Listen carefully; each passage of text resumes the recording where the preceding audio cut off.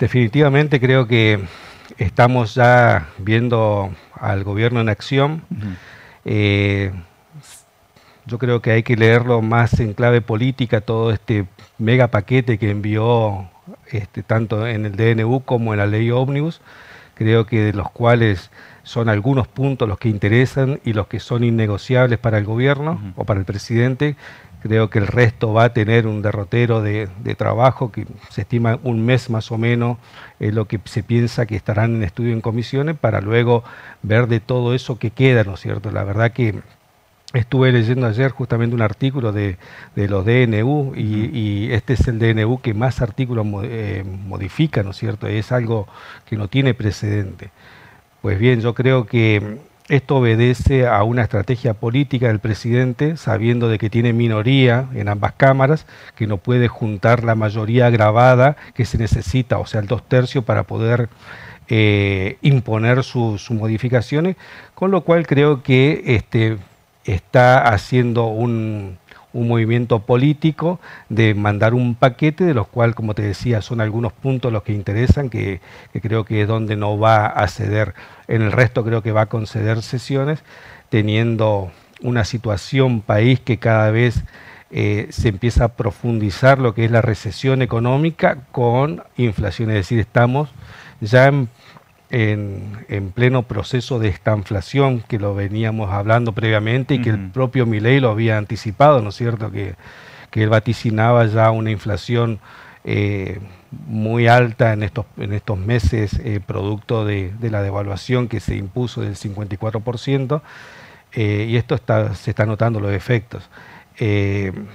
Por eso creo que en este escenario van a empezar las negociaciones con las provincias, con los diputados de las distintas provincias, porque se empieza a notar la dificultades que van a tener las arcas provinciales, y ahí creo que va a venir las negociaciones. Ya algo vimos de cómo se están moviendo los gobernadores, cómo intentan formar bloques para ya plantear al presidente sus necesidades propias regionales, pero también creo que va a ser una generalidad el planteo de recursos. Ya en el último mes de diciembre vimos una fuerte caída en términos reales de la coparticipación, con un crecimiento de precios muy fuerte y con lo que va a ser el crecimiento del gasto estatal para los meses de febrero, marzo, cuando ya empiece a tomar impulso la actividad gubernamental al 100%, esto va a traer un escenario de necesidades para los gobiernos provinciales, el cual creo que va a ser también la pieza de negociación con los diputados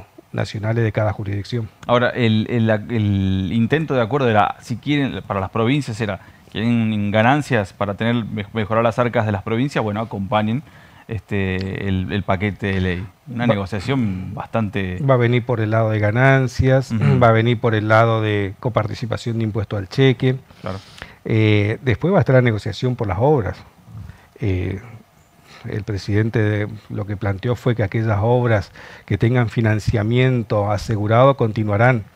Y cuando refiere a esto, yo estimo que está pensando en las obras con financiamiento internacional, ¿no es cierto?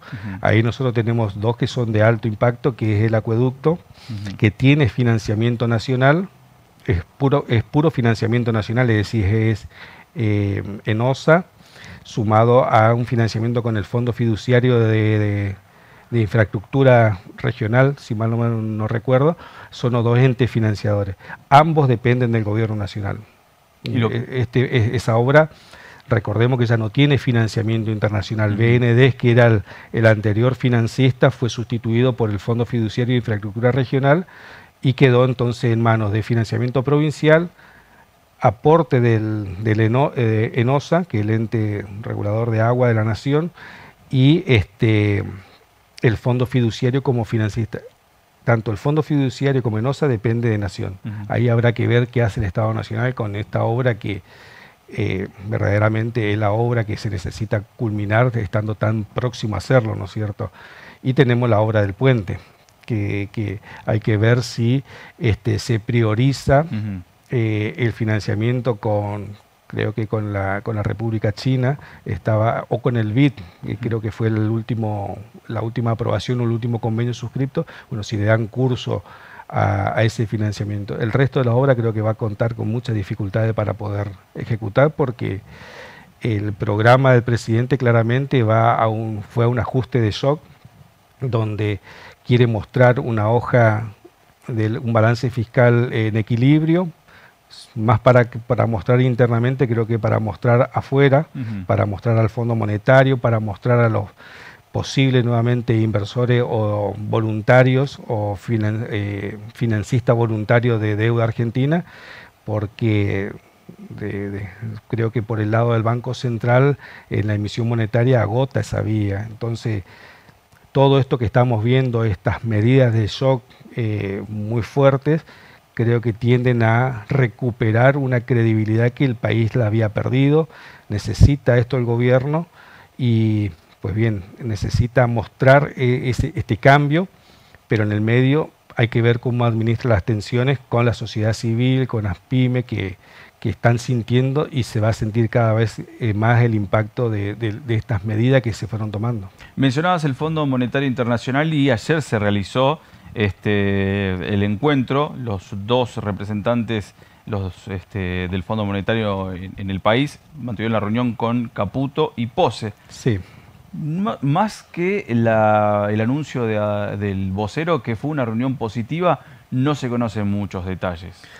Es que difícilmente se conozcan los detalles hasta que no esté consensuado. ¿Qué está buscando Argentina? Está buscando hacer una reprogramación de los vencimientos, a pedir un perdón por el incumplimiento del mes de diciembre, de manera tal de que a partir de la concesión de este perdón pueda recibir fondos frescos para hacer frente a vencimientos de deuda que tiene por delante entre enero y febrero, ¿no es cierto?, que ya tiene vencimientos incluso de capital con el Fondo Monetario y de intereses. Esto es lo que está buscando. Acá va a haber claramente un corrimiento de las metas o una reprogramación de las metas, donde el gobierno, como te decía, está buscando mostrar una foto que convenza al Fondo Monetario, porque el Fondo Monetario es uno de los pocos anclas que hoy tiene la credibilidad del país. Si no se llega a un acuerdo y hay un incumplimiento, difícilmente se pueda retomar la credibilidad internacional, con todo lo que implica entrar en default con el Fondo Monetario. Ahí no olvidemos, ¿no?, de los préstamos BID para el puente y otros tantos esquemas de financiamiento internacional con bancos multilaterales. Creo que hoy la cuestión está, o lo que se debe estar hablando con el Fondo Monetario, es un programa de ajuste muy fuerte, un programa de restricción monetaria muy fuerte, es decir, prácticamente clausurar la maquinita de emisión del Banco Central. Supongo que esto es lo que debe estar prometiendo el gobierno y pidiendo el Fondo Monetario, en un intento por recuperar un poco de credibilidad. Argentina termina muy mal el año, y este gobierno creo que está utilizando todo el capital político que dispone en estos meses. La verdad que el resultado de esto yo creo que lo vamos a ir viendo más sobre finales de marzo, y viendo qué capacidad política tiene el gobierno para menguar esta tensión que se va a producir. Porque acá estos ajustes, estas medidas que por lo menos se intentan promover, no son inocuas para la sociedad civil, para las pequeñas y medianas empresas. Estamos hablando de ajuste de tarifas, estamos hablando de liberación a precio internacional de los combustibles, estamos hablando de prácticamente un congelamiento de jubilación, estamos viendo un ajuste por decreto, es decir, claramente va a estar por debajo de cualquier fórmula de aplicación que trate de igualar la inflación. Estamos por ver una cuestión de salarios que si se liberan, ¿no es cierto?, las paritarias quedan libres sin intervención estatal. Va a ser muy difícil que se puedan conseguir paritarias acordes a que acompañen inflación o costo de vida, ¿no es cierto? Entonces, vamos a estar frente a meses de tensión con un Estado que va a dejar hacer hasta no sé qué punto. Hasta un punto creo que va a tener que intervenir y de alguna manera ir menguando lo que van a ser los efectos de estas medidas, ¿no es cierto?, como liberación de tarifas, va a tener impacto sobre la energía eléctrica, el transporte. Todas estas cuestiones van a generar tensiones, van a generar reacción de la sociedad y, bueno, veremos de qué manera el gobierno tiene pensado acudir a quienes más sufran estos impactos. Lo hablábamos un poco fuera de cámara y tiene que ver con los datos que se dieron a conocer ayer, los datos de la inflación y lo que expresó el presidente de la Nación. Una suerte de decir, ¿no?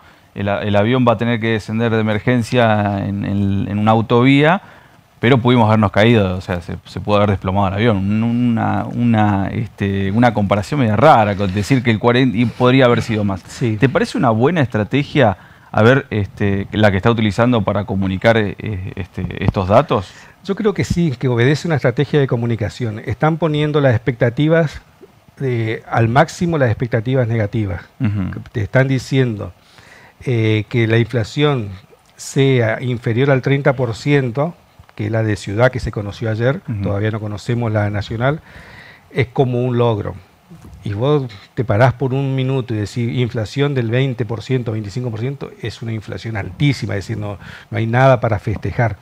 Pero al decirte que la inflación está corriendo al 40, 50% y que lograron bajar al 25%, hay una estrategia claramente de decir lo peor no vino algo menos peor. Pero cuando la sociedad después analiza su situación, es peor, digamos. La inflación corriendo por encima de los 2 dígitos es muy malo, esto degrada el poder adquisitivo de una manera muy fuerte, sobre todo a los asalariados fijos, ¿no es cierto? Y todavía en un mes donde todavía las paritarias no se están corriendo, es decir, claramente hay un mes de pérdida para el bolsillo de la gente. Pero sí, yo creo que hay una estrategia política, como te decía, con el propio DNU que se envió. De todo eso yo creo que lo que interesa es de regulación de precios, tarifas, readecuación de tarifas o eliminación de subsidios. Creo que la reforma laboral es un punto que también interesa a este gobierno avanzar en lo que ellos llaman la modernización laboral, porque claramente puede haber un escenario, en este escenario de recesión puede haber un escenario de pérdida de empleo. Claro. Y ahí creo que están buscando flexibilizar las contrataciones para que haya una movilidad en este mercado laboral que va a estar deprimido o complicado en estos próximos meses. Pero creo que sí, que hay una estrategia de elevar al máximo las expectativas negativas para que cuando tenés los datos concretos y sean negativos, sean menos negativos que las expectativas creadas, de manera de apaciguar el impacto. Todo esto hasta que la sociedad ya no compre comunicación y mire su bolsillo y actúe en consecuencia. Bueno, actuar en consecuencia. Veíamos las imágenes del microcentro de Resistencia, de hecho, nuestros cronistas que están recorriendo la capital y pareciera que no hubo vacaciones, ¿no? Pocas personas viajaron. Esto responde un poco también a la situación. Esto responde a la inflación altísima que estamos teniendo. Hay precios muy distorsionados, hay precios que en algunos lugares los vas a encontrar muy disímiles de otros. Por eso hoy un buen consejo a la comunidad es recorrer un poco, hay alternativas, hay que buscar precios porque están muy distorsionados. Entonces no tenemos precio de referencia, todo este proceso de acomodamiento de precios va a llevar unos meses. Las empresas que tengan muy altos los precios van a empezar a dejar de vender. En algún momento, si los costos les permiten, van a tener que empezar a bajar sus precios. Y claramente se está viendo dificultad, es decir, la clase media se le está por hacer muy difícil vacacionar. Yo no tengo hoy presente los números de cuánto cuesta un alquiler en Paso de la Patria, por ejemplo, que siempre de por sí es caro. Me imagino cuánto debe estar. Es decir, estuve viendo en la costa argentina, muy poco turismo está ingresando. Claramente se está sintiendo el impacto. Creo que vamos a ver muchas personas dando vuelta por acá, por la ciudad, porque se está haciendo muy difícil para la clase media, para el asalariado fijo, poder disponer de fondos para actividad turística o de vacaciones o de recreación, ¿no es cierto?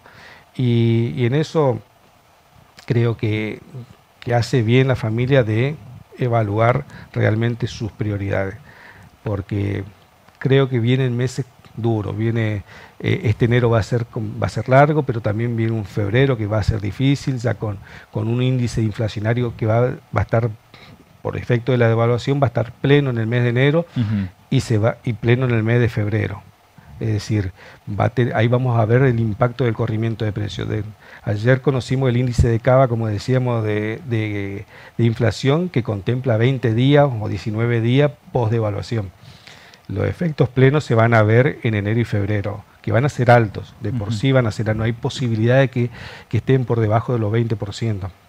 Y eso significa, si vos tomás un acumulativo, diciembre, enero y febrero, marzo, podés estar hablando de una inflación de 100%.